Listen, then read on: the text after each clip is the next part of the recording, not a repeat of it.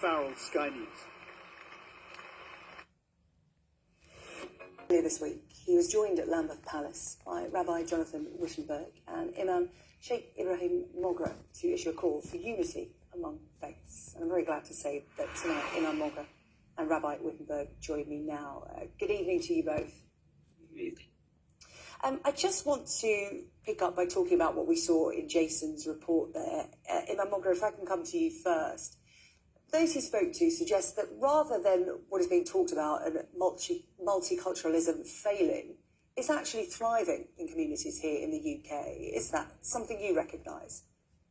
Absolutely. I think we are an example to the world. We should be really proud of what we have achieved in our country, where over the decades, different and new communities that have come and made the United Kingdom their home have been able to integrate and contribute to the welfare and the well-being and the betterment of our society in every walk of life.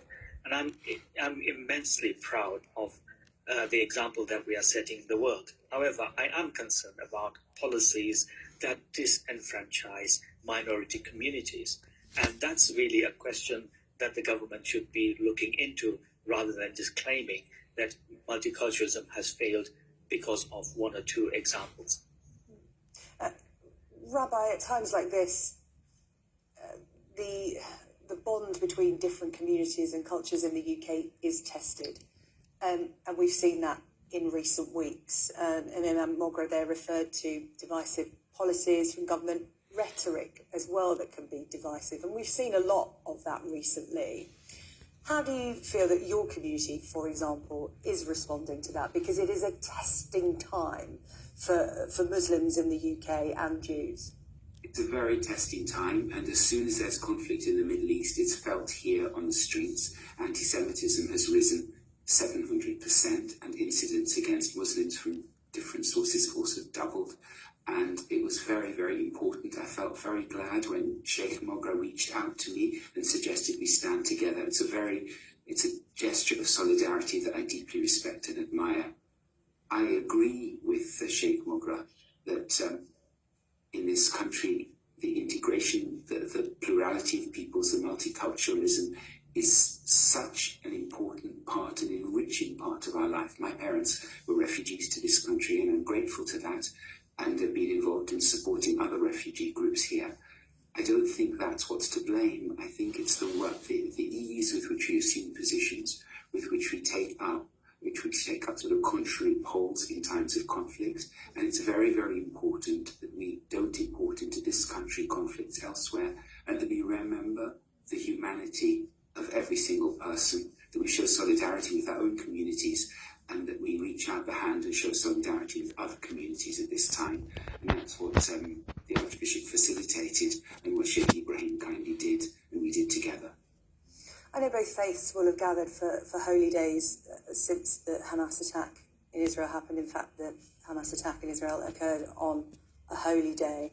I wonder how you've both found the words for your congregation in the period of time that has followed. These are communities that are hurting and grieving. We saw the US president on his visit to Israel talking about rage, warning Israel almost not to be consumed by that rage, which, when faced with such atrocities on both sides, it can be easy to fall in that trap. And I wonder if I could ask you that question first.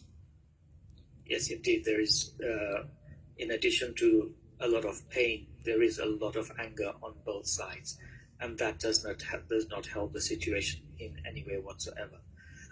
I think we have to bear in mind that this is an ongoing conflict. It's been going on for so long, and for too long the international community has not managed to bring this to a political and diplomatic solution which is satisfactory to all sides. And I'm afraid to say that I fear that we will be here again before long, even after this has been, the current conflict has ended. I think it's important for us to educate our communities not to conflate. This is not a fight between Muslims and Jews.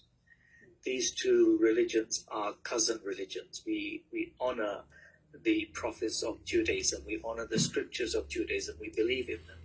And we cannot conflate a government with the Jewish people, nor should Muslims be conflated with a Muslim-led government that may be involved in breaking international law. This is a political situation, a political problem, and it requires diplomatic and political solutions. We as people of faith, we believe in a God who wants us to be respectful of each other, to care for one another, and to honor life and dignity. And I'm delighted to say that this is a feeling across the board. It's not just here in the United Kingdom, but everywhere. Religious leaders, faith leaders want communities to live together in friendship, as neighbors, respecting one another, and standing with each other, shoulder to shoulder, when one of them is under attack, whether it's Islamophobia, anti-Semitism, black racism, whatever the case might be. We have to stand together against all forms of hate.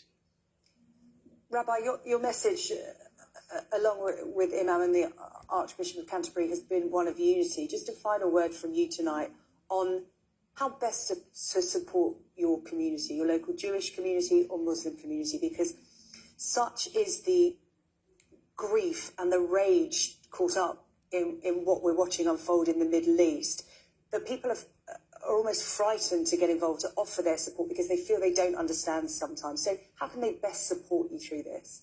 It's a tremendous shock. This outrage, this terror attack by Hamas was a tremendous shock. And at first there just are no words. There's solidarity, there's compassion. But beyond that, I agree very much with what Sheikh Ibrahim said, and say amen to his prayers, that we have to stand side by side. I would wish that it were possible for us to stand outside a synagogue together at a time of prayer and outside a mosque together at a time of prayer. I call on people who see what are often horrible images and pass them on social media to actually get a deeper understanding of what they are supporting, so that we create a narrative in which we recognize the humanity, the dignity, the right to life, hope, peace, and the future of everybody, because only if that is the case will we not be here again.